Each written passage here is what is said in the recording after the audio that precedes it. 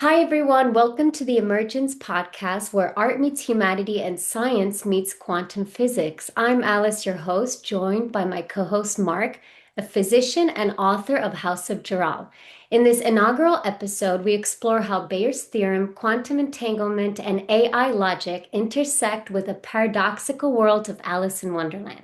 Our guest, Mark Bernstein, expert in computer language, hyperlink analysis, and mathematical linguistics, offers a rare lens on Carroll's logic and imagination. Mark, let's begin. What first drew you to Alice in Wonderland as a child?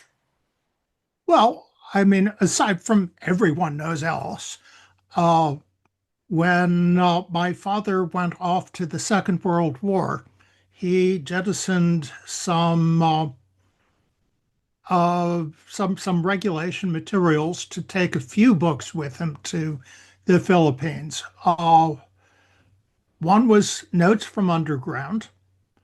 One was collected stories of Damon Runyon, and one was Alice in Wonderland. Now, I think that's a fascinating selection. They're not books that most people would associate with each other. And at this point, my father thought he was going to be a surgeon. He discovered in the war that he didn't like surgery, ended up ultimately being a psychoanalyst. Ooh. So that makes a certain amount of sense. Interesting. Can we explore this a little? So Notes from the Underground. I'm assuming that's in reference to Dostoevsky. Yeah. It is. Yes. So I find the reference fascinating. What do you make of it? I mean, they're all fever dreams. They're all and they're all highly mannered.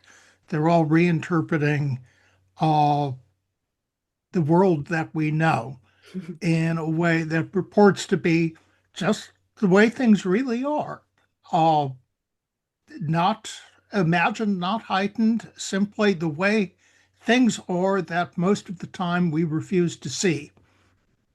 Right. Well, the way I see Dostoevsky is he was a young rebel and he had some ideas on what he thought was good in the world, and he was going to, speak his mind. He was young, and so my understanding is that he was told, "No, you won't be doing that, and instead you'll be in Siberia for 8 years," and that was his inspiration to write Crime and Punishment. Well, and he certainly is concerned both with uh, alienation, uh, if in the outer world, and alienation in the inner world. Like Chekhov, he is full of characters who are at war with themselves. Exactly. That's the point. That's the point. The Now, war. isn't Alice also at war with herself? Well, what you mean is Carol. And he is, isn't he? Well, Carol's at war with reality, but I think Alice, as the character, is at war with herself. Yes. She's constantly talking about things like how if she fell off the roof, she probably wouldn't be able to go on with the adventure. True, very true. There's certainly a way of looking at it in which, you know, the way I think about Alice in Wonderland is very much a quantum wonderland. And why I say that is because Lewis Carroll was so mathematically oriented and so oriented in terms of games and puzzles and trying to figure things out. And to me, Alice is in a superposition of life and death For who? for her. How Right? could a girl? Is she alive? Is she not alive? Right? That's the whole question. Or will she be alive? Will she not be alive? How could a 13-year-old have that much awareness? Well, that's why I'm saying it's Carroll, not Alice, right? Because And Carroll that's what wrote I'm it. thinking too. That's why I'm asking this question is how could she have so much awareness at 13 about life and death? Well, but Well, but maybe. but remember, I mean, there was an Alice Little. The character is based What? on an actual girl, but the character Alice Little visited no rabbit holes. Uh, and Alice in Wonderland did. And that's important to remember. Alice is not a literal portrait of the girl. Now, the girl is actually a very interesting historical figure, but and there's some reason to think that some of it is a reasonable rendition of the way people felt about this particular young woman.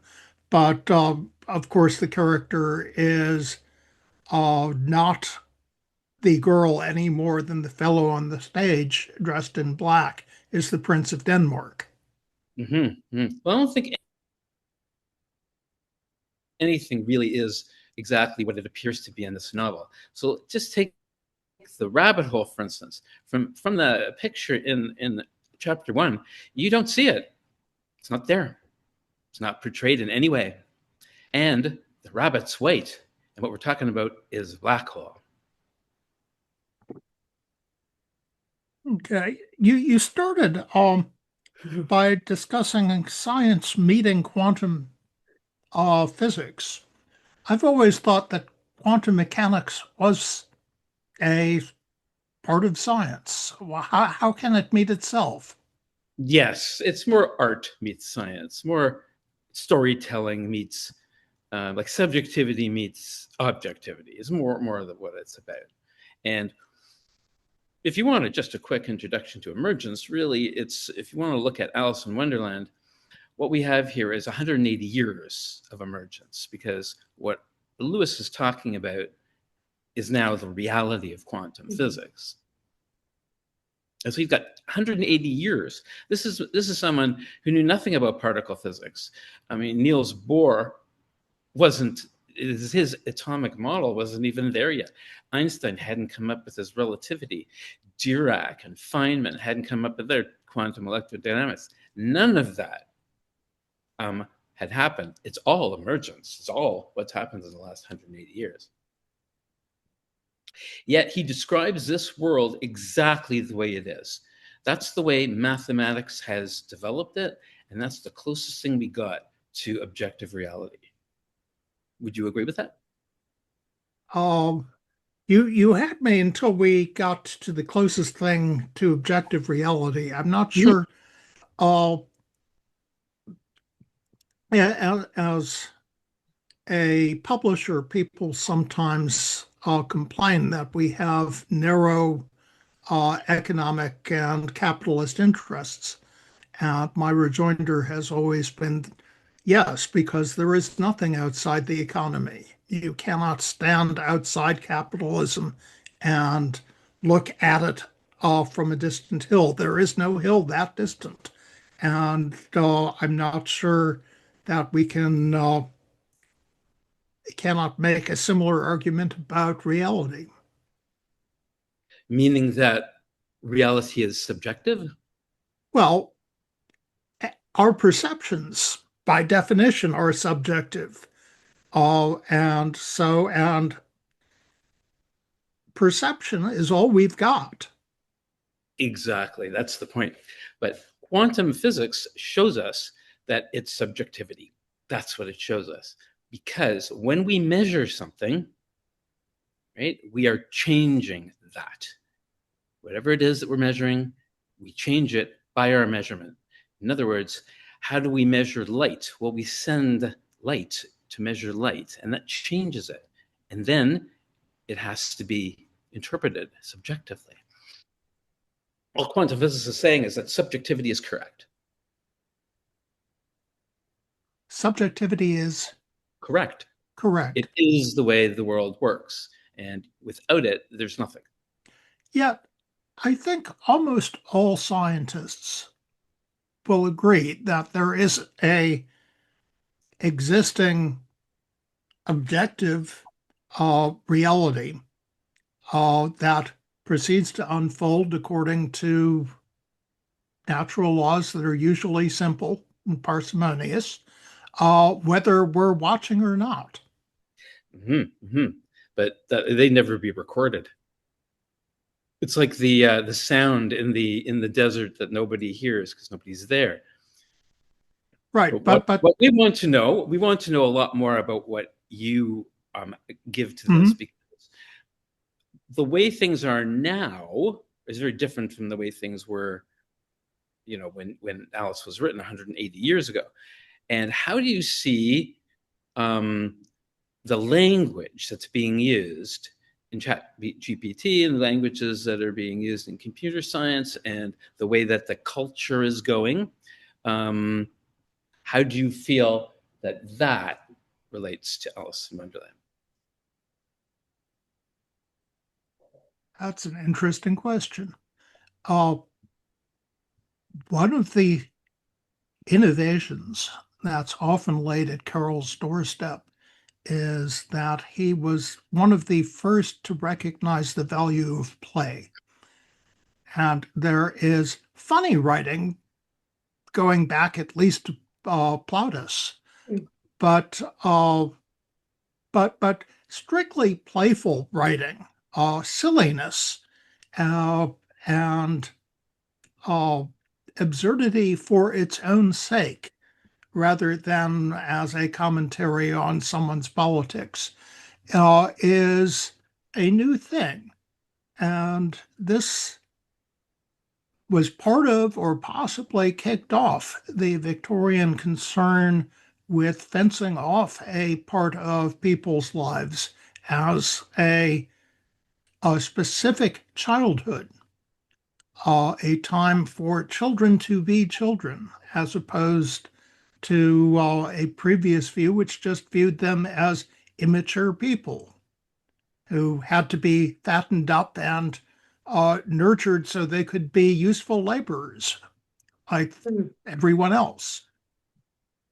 I know we forget that because that We was do just so forget. long Well, what about ago. like the computer algorithmic view of Alice? I mean, we're talking about play. Would you say that that goes kind of against where we're headed as a society? This like, I'm bringing a little bit things into the contemporary, but we have this computer algorithmic view on everything, and that creates some sort of paradox. Like, how can we wrestle with these different forces or ways of understanding our lived experience? Well, in what is algorithmic being contrasted to? Good question. I think it's being contrasted to chaos because chaos is at the root of this whole thing. Okay, yes, though here we are marching in honor of publication of Philip Pullman's concluding volume of the Lyra series, um, Paradise Lost, Yeah, and book one and two, and the battle between order and chaos. right, right. So it's an old battle. It's an old battle. We're back to the old battle. But it is the truth of the thing. If you take a look at the way, for instance, a lot of people have said that Carroll either had used psychedelics before he wrote it, or he got the inspiration for it through psychedelic experience or that sort of experience.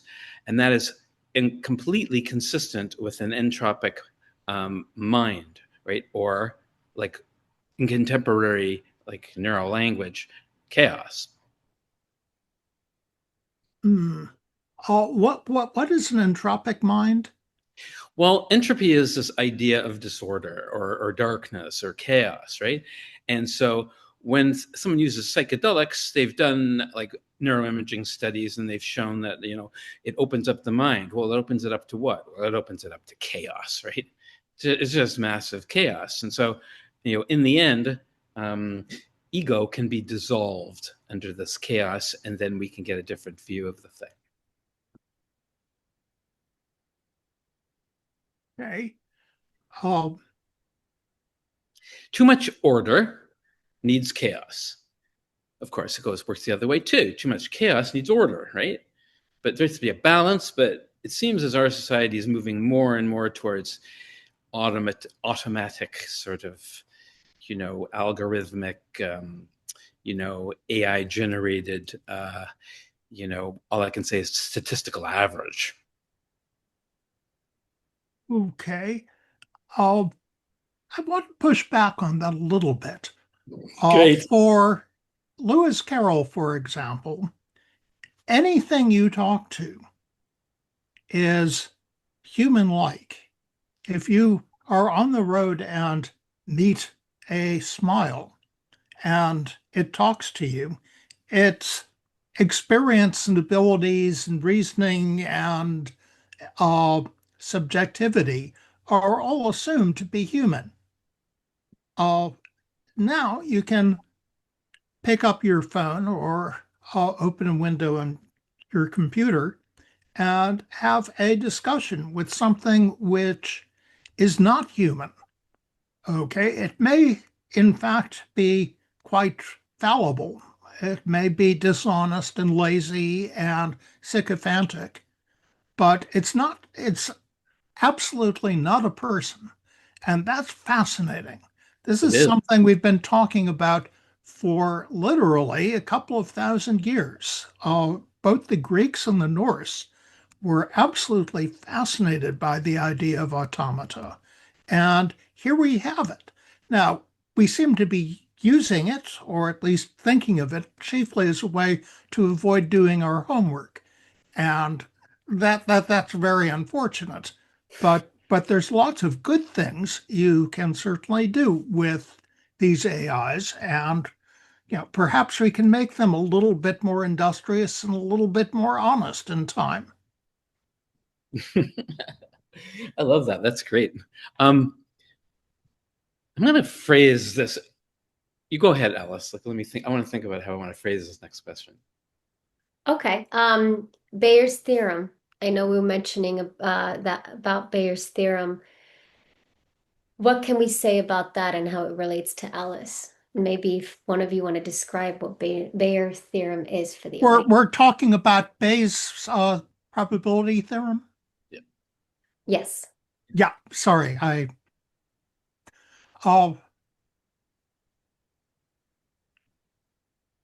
uh, I have no clue.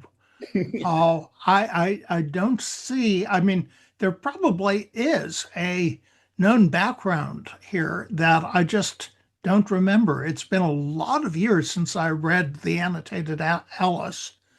Uh, Talk to me. How does Bayes' theorem get involved? Well, I certainly don't know.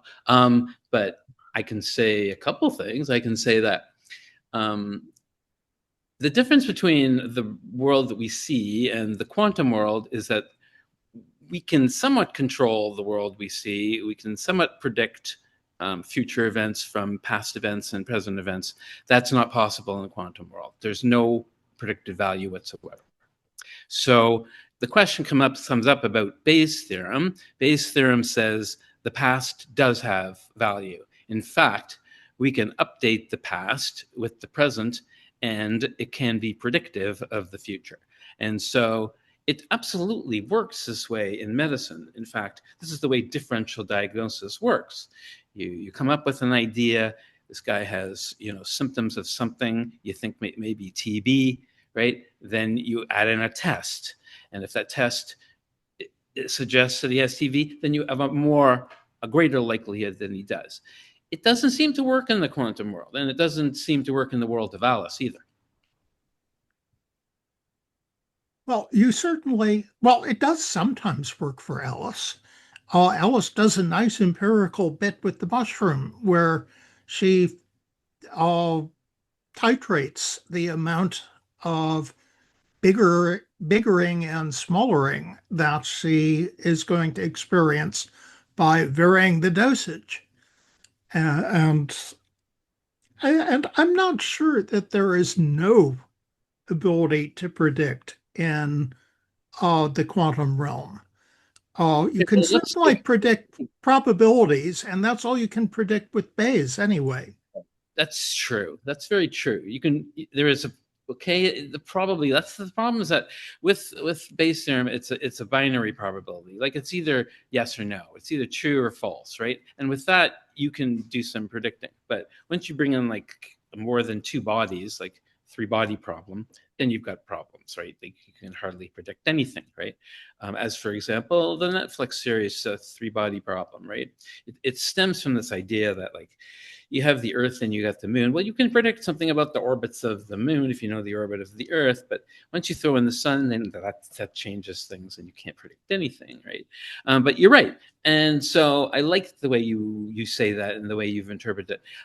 The dose is important, and like with psychedelics, because perhaps the mushroom, is a psychedelic.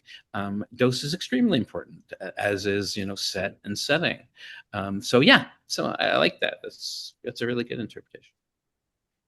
Uh, Picking up on the three body problem, but I've not seen the film, but I have read the translation of the Cixin Liu novel.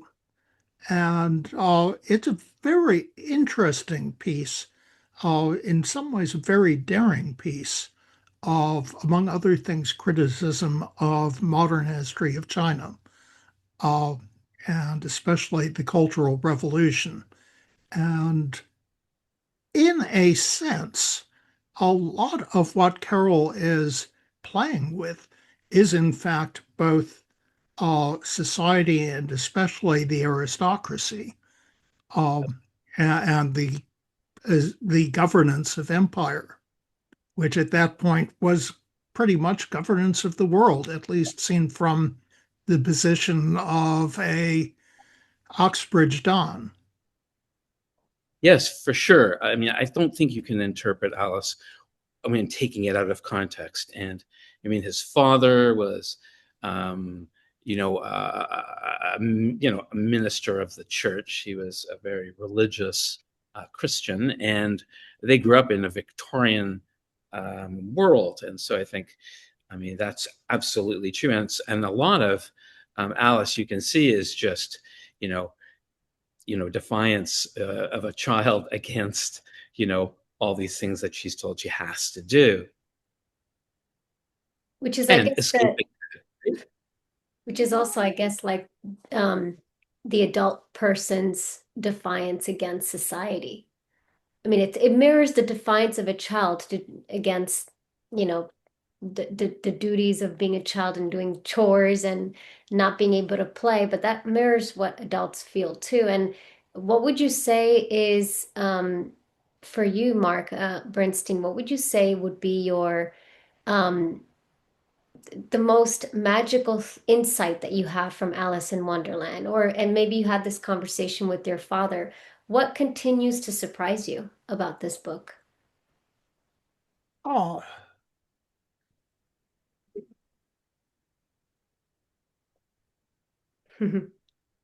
I, oh, I just did a fresh reading for the first time, I think, in a decade. And partly I know it too well, and so it's hard to be surprised. I think that it seems darker uh, and more serious, especially in its treatment of Alice, than I had remembered. Uh, so that was a surprise, but that may just being old or living in the age of Trump. Uh, And Mark, do you have one final question to ask before we summarize in a couple of minutes? Wow, that was fast, huh? There's just That so was many things fast. to talk about. It's just hard to know what to talk about. Um, We got room for one more I question. want to know more about why you're so fascinated with Alice and why your dad took Alice and notes from the underground to war. I mean, like you can take anything, but those choices are so like meaningful. Like Well, and Damon Runyon, which is interesting. Uh, I think Damon Runyon may be a stand-in for something like the railroad stories or the Tevye stories. But Tevi? uh, uh, I've always been fascinated by hidden worlds, secret worlds, Mm, but both uh, fantastic worlds like Tolkien, which is the masterpiece of the 20th century, uh, and just learning how things work, how the people who do things like uh, airplanes, power plants, how all of that actually is done. Uh, and again, that's another thing which, yes, we are used to thinking about this about Alice, but when it was new, it must have been a shocking attempt to look at social relationships as they actually are, rather than as they're conventionally understood. mm, The meaning behind conventional scripts of talking to children or talking to your betters or your inferiors. Certainly, that when I was a kid, and I rather suspect when my father was a kid, the subtleties of English dialect, especially in the early parts of Alice, uh, would have been opaque, but they're there nonetheless, and they wouldn't have been opaque when Alice was new, because that's the way people talked, and it Mhm, mattered a great deal. Why can't mhm. the English teach their children how to speak? Yeah, yeah. I'm old enough to remember like the traditional way of viewing things, and it's just that so many things have happened in the past. Oh, I don't know how many I would say years. 20 years. 20, yeah, for sure. It's happening Well, very quickly. yeah. It's almost like I don't remember, but then something triggers like what you're saying, and I remember, this is not the way it was. I mean, it was very, very different then. And what is very permissible now was not permissible in any way.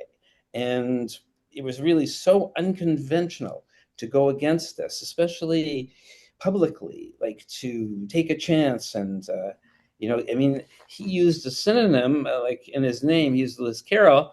His name wasn't Lewis Carroll, and just like people of the past, they were afraid to put their name into their manuscript, right? You Mhm. could die, um, just stating your opinion if certain people found out about it. And tell that to Salman Rushdie.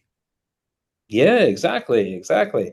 Right, his head is like um, on a platter, or and just for what he wrote, right? And now it's accepted. Okay, well, everyone has their opinion, and it's free speech, and you can write what you want. But it was very different. So you're reminding us of that, and that's really important. And thank you for that. So, today, just to summarize, we explored a little bit about contemporary computer algorithmic view of Alice, which is sort of a geometric mirror of how cause and effect and probability shape our perception of reality. In the upcoming episodes, we'll return to the Victorian 1850s, tracing how Carroll's Christian upbringing and priestly lineage seeded the dreamlike ideas that still inform our understanding of consciousness, creativity, and perception. The Emergent Podcast, once again, will soon welcome voices from across fields: authors, scientists, preachers, doctors, educators, mediators, perhaps that had experience with near death and past live experiences, each offering new insights into what it means to evolve consciousness and awaken to our entangled quantum reality. So stay tuned. If you enjoyed this episode, please leave us a comment or a like. And if you'd like to get in touch with Mark, I'll leave some information in the description below. And again, if you have any questions, leave a comment. And to learn more, we will perhaps have Mark back to do another interview. So thank you, gentlemen, for Thanks taking. so much for Thanks coming. so much. It's been fun.